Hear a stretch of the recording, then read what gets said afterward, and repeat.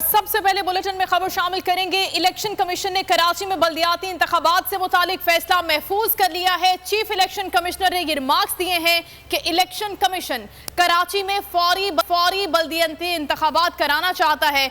Article 220 के तहत order जारी किया जाए। बल्दियाती इंतखाबात के इल्तवा के खिलाफ दरखास्तों पर चीफ इलेक्शन कमीशन ने रिमार्क्स दिए कि सूबाई हुकूमत बल्दियाती इंतखाबात मुलतवी करने के लिए कानून साजी नहीं कर सकती।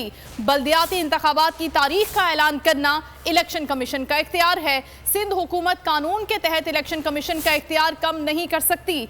नागुज़ीर सूरत हाल में भी इलेक्शन मुलतवी करना इलेक्शन कमीशन का ही इख्तियार है।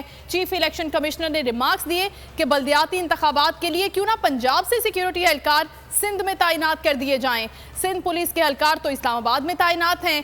इलेक्शन कमीशन में एडमिनिस्ट्रेटर कराची मुर्तज़ा वहाब ने फौरी तौर पर बल्दियाती इंतखाबात के लिए इंतजामात से माजरत कर ली। IG सिंध ने भी सूबाई हुकूमत के मौक़िफ़ की हिमायत की। अगर आपको ये वीडियो पसंद आई है तो लाइक पर क्लिक करें। कप्तान का हकीकी आजादी मार्च, बोल न्यूज की खुसूसी कवरेज।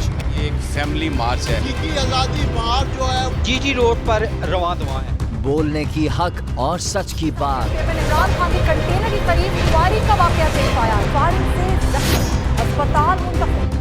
कातिलाना हमले से किया पर्दा चाक। बोल हमेशा बना आवाम की आवाज। को वेलकम कहता हूं। आजादी मार्च के लिए बहुत अच्छी कवरेज की है। ये मार्च की तो जबरदस्त कवरेज। सब्सक्राइब करें और बेल दबाएं ताकि कोई खबर रह न जाए।